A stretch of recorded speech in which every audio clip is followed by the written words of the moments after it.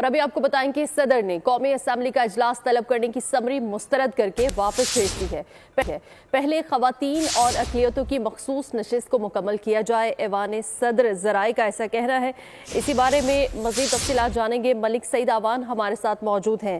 ملک سعید آوان، اس سے پہلے دیگر سیاسی جماعتوں کی جانب سے بھی اعتراضات اٹھائے جا رہے تھے کہ اجلاس نہیں بلایا جا رہا، اور اب یہ خبر سامنے آئی ہے کہ صدر نے قومی اسمبلی کا اجلاس طلب کرنے کی سمری مسترد کر کے واپس بھجوا دی ہے۔ کیا اپڈیٹس ہیں اس حوالے سے؟ جی بالکل، صدر مملکت نے قومی اسمبلی کا اجلاس طلب کرنے کی سمری مسترد کر کے واپس بھجوا دیا۔ سمری میں کہا گیا کہ پہلے خواتین اور اقلیتوں کی مخصوص نشست کو مکمل کیا جائے۔ ذرائع نے ہمیں بتایا کہ وزیر اعظم آفس کی جانب سے جو ہے وہ 26 فروری کو اجلاس بلانے کی جو ہے وہ اسمبلی بھیجی گئی تھی، جس کا جو آج صدر نے اسمبلی واپس بھجوا دیا اور یہی کہا ہے کہ پہلے خواتین اور اقلیتوں کی مخصوص نشستوں کو مکمل کیا جائے۔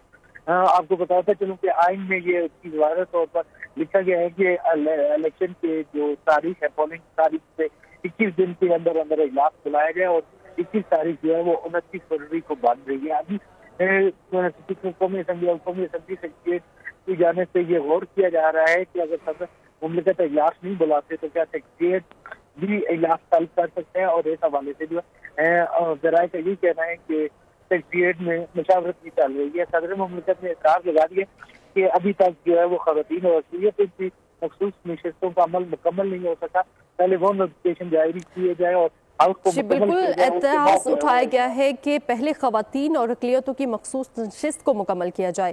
ملک سعید آوان ہمیں آگاہ کر رہے تھے، بہت شکریہ۔ سبسکرائب کریں اور بیل دبائیں تاکہ کوئی خبر رہ نہ جائے۔